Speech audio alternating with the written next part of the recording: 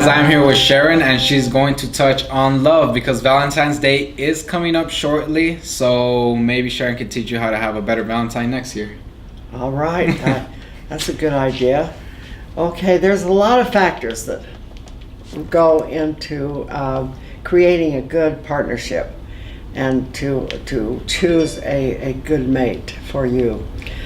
I want to talk a little bit about falling in love with love. Sometimes we fall in love with love because we have this vision of this fantasy of what it's going to be like and how wonderful it's going to be. And we probably have to have that to some extent, or we wouldn't get married maybe. I don't know. That something needs to bring us together to propagate the species. Definitely. So anyway, and the problem is sometimes it feels like love at first sight, and sometimes once in a while that works out, but usually reality sets in, and then that wasn't such a great idea after all. So we need to kind of be careful about that. But what I want to talk about today is to actually learn to know yourself. And you can do this by understanding your traits and also understanding your values, the things that you want, the things that count in life, and what you want. Because, love just doesn't solve all of those differences. And so here we need to know about our vision, and we need to know why we want to get married or why we want to be with someone. So here's a few little questions to ask. Do you want to create a family? Are you looking for someone to make you happy? Are you lonely? Are you searching for someone to fill that empty spot? Is everyone else getting married around you and you feel criticized or pressured to get married? Or do you believe that two people can make a difference in the world? So do you think we should always be thinking long term when finding or looking for someone? Good idea. Yes, that's right, exactly. We need to think about what it's going to be like in 10 years or 20 years. And we want to still be there, because especially if we start a family, we want to have that commitment. And so things need to be worked out ahead of time so that you have a better chance in that long haul. What about younger people, for example, let's say high school lovers? I know a lot of them don't. A lot of them do, and a lot of them don't think about maybe long term because they are still young. So maybe, I don't know if they're just dating just for the moment and don't realize that this can turn into long term, or. Well, the problem is that what you choose when you're 18 or 19 or whatever is usually a whole lot different than when you're 25. Why? Because we have life's experiences. How can you go from living with your parents to living with someone else in a completely different environment? If you've never even been out on your own enough to have any life experiences, where do you want to live? How many children do you want to have? What do you want? A quiet life? Do you think about, you can vision your people just going together hand in hand down the lane, hand in hand down the lane, and while the other person's thinking, wow, let's go to China and do something, we're a team. Yeah. Oh, really? Well, let's see, that doesn't quite work, does it? Because you've got a whole different vision. Yeah. So what is your vision of life? Know what your vision is before you can choose someone else. You got to know what you want a little bit. Try to find an area of compatibility. There's also a trait called interest that helps, and interest is in your brain, and it's actually found right here in the center, and so you can have a swing. Now, we've talked about mood swings. If you want to know about mood swings, go to my video that talks about mood swings. But you can, but you have a focus, a mental focus that turns you on. And that can be people, it can be interest in information, it can be things. The things person is the introvert. The closer you are to people, the more extrovert you are. And there's degrees in between. And then you can have a swing. So it's really interesting. I did a young man one time who had a swing clear from things where you want to be alone more, you want to take care of things, work with things, maybe repair things, or at least be interested in trains, planes, automobiles, science, that kind of a thing. That's what turns you on. That's what gets you motivated to do things. And then he had this complete opposite, which was the people. So in one mood, he wanted to be around people and party and have a good time and converse with people and so on. And so I talked to him and I said, you know what? The perfect career for you would be that you manage a campground or a resort. Because you can fix things and then you can visit when you feel like it. You can have both. And he looked at me so funny and he said, I was just telling my wife that I thought, man, I think I'd like to manage a resort. And so that was really fun. But see, that's the thing. If one of you wants to do something else and that's your passion, that's what you really want to do, you need to know that. And that's what you need to do, is get to know someone so that you know. And do you think that introverts would be more attractive to an introvert or to an extrovert? Well, it just depends. Because I'm personally more of an introvert, but I do think that I am not attracted to introverts. Well, I'll tell you something. A friend of mine worked it out really well. She was the introvert and he was the outgoing, and he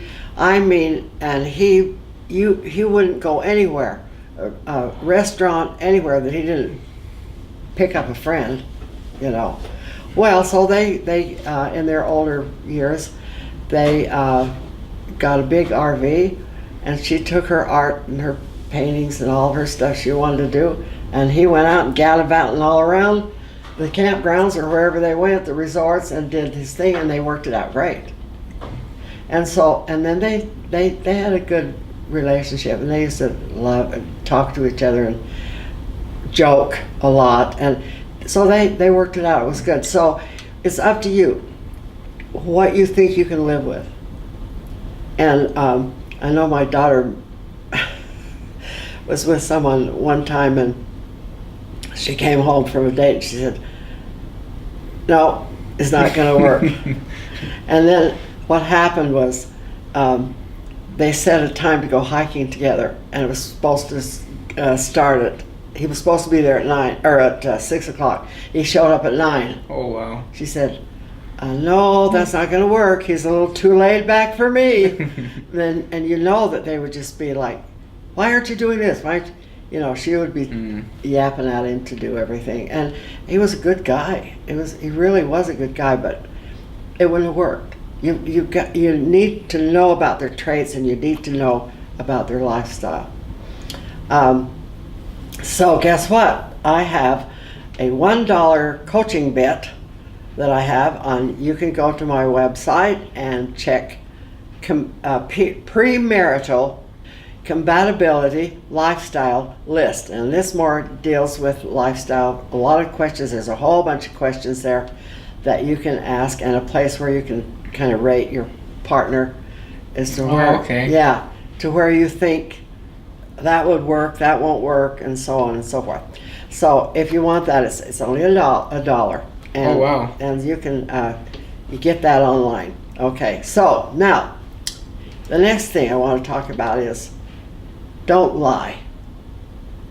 Be the person you want to attract, because otherwise what happens is that you think, well, I really like this guy or I really like this gal, so I'm going on the show.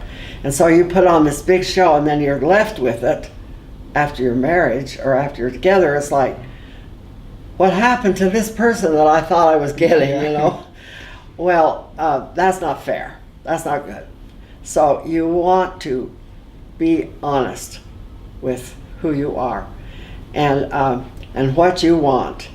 And then work that out and make sure you can work it out, because you know, don't pretend like you're someone and then all of a sudden you get married and you know, the other guy's, you know, thinking that he really got left holding the bag, or she.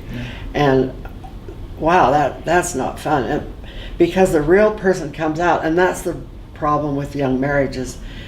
The real person doesn't come out. So you want to become educated in life. You know, be observant, understand how people are different, what makes them tick. Help, you know, learn about people's personality traits and how they affect you and other people. And that just gives you this foundation of hey, I really like that, or you know. But it doesn't mean that there's anything wrong with the other person, and we need to remember that and learn that, because we feel so rejected sometimes. Rejected for what? They're not rejecting you, they're rejecting your traits and other things. So it's we have to make a choice, and we have to use our brains. Definitely. To do that. Don't let your heart fully guide you. That's right. You know, we have to have some attraction there, of course. Yeah. But I do know people who started out just as friends, and they just loved to be together, and then all of a sudden, I know one lady, she worked at the bank, and I used to talk to her a lot, and she said, I just got married, and I said, you did? Well, how did that happen? She said, oh, we were just friends, buddies for a long time, and then all of a sudden, we were in the kitchen one day, and we looked at each other, and we said, we love each other. Yeah. And she said, we have a really good marriage. Well, I've actually heard that the best relationship starts off as friends. Yeah. And I think that's going back to what you said, that you have to truly show each other. Yeah. And I think it's easier to show someone who you are as friends rather than trying to impress them off the bat. That's right. Now, I want to tell you what happened. There's a friend of mine that worked in a singles organization, and he could see that this lady that was engaged to this guy, it was a horrible partnership and not going to be good for her. And she was all ready. She just thought she had found her answer and her, you know. And so he said, okay, he says, I'll make you a deal. He says, I'm going to ask you to do one thing. And she was planning a trip to her parents for the weekend in another state.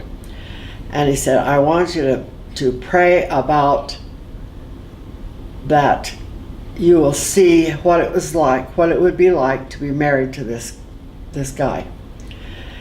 She said, okay, I'll do that. And she said, you know, you have to do it sincerely, that you really want to know what it's going to be like. Because one thing that I've talked about a lot in my videos and so on is that you have to ask the right questions in order to get the answer. So if it's okay for me to marry this person is not a good question. So the question was, what would it be like to be married to him? Mm. And when she got back, she said to my friend, she said, I couldn't wait to get back. She said it was terrible. And so she asked the universe, you know, what this guy was going to be like. And she found out.